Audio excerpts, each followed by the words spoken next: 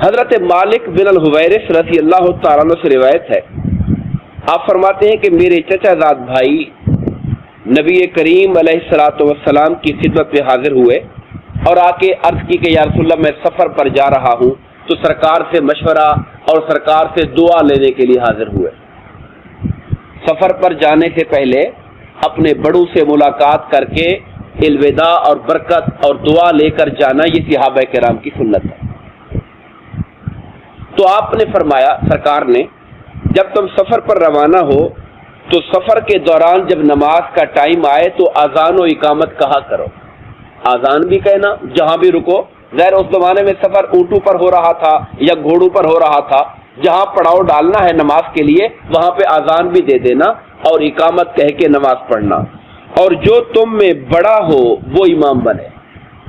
تم میں جو بڑا ہو۔ اب یہ بڑا عمر کے اعتبار سے بھی ہو سکتا ہے، اور یہ بڑا علم اور فضل کے اعتبار سے بھی ہو سکتا ہے، یہ بڑا تقوی اور طہارت کے اعتبار سے بھی ہو سکتا ہے۔ بڑائی کی کئی شکلیں ہیں۔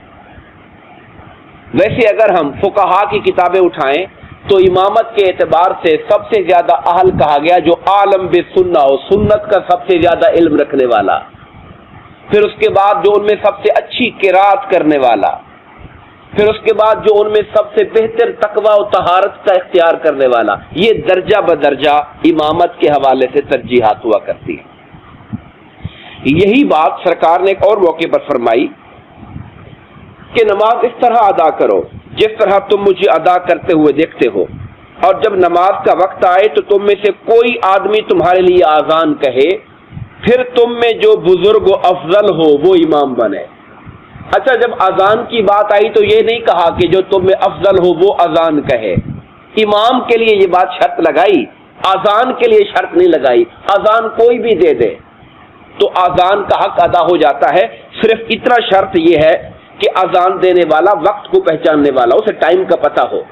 ٹائم کو سمجھتا ہو کہ وقت ظہر کا داخل ہو گیا یا ختم ہو گیا، فجر شروع ہو گئی یا نہیں ہو گئی، نیک بھی ہو،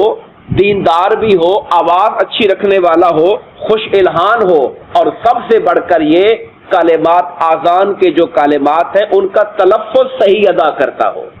اذان کے لیے یہ باتیں ضروری ہیں۔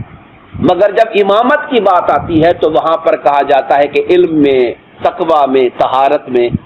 عمدہ شخص ہونا چاہیے۔ ہمارے ہاں اب چونکہ اتفاقی امام نہیں ہوتے، ہمارے ہاں اب اماموں کا باقاعدہ تعین کر دیا جاتا ہے، متعین امام ہوتے ہیں۔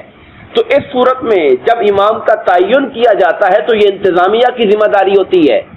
کہ وہ جس امام کو متعین کر رہے ہیں وہ اس کو علم و عمل کے حوالے سے اور تقوی و طہارت کے حوالے سے تسلی کر کے امام بنائیں، تاکہ پھر بعد میں نمازیوں کو اس حوالے سے کوئی پریشانی نہ ہو، اور جس کو امام بنا دیا گیا اس کے اوپر اتفاق قائم ہو۔ جب ایک امام مقرر ہو جائے تو پھر کسی اور بندے کو اس کی جگہ پر کھڑے ہونے کا حق نہیں ہے، چونکہ وہ مقرر امام ہے اس جگہ کا۔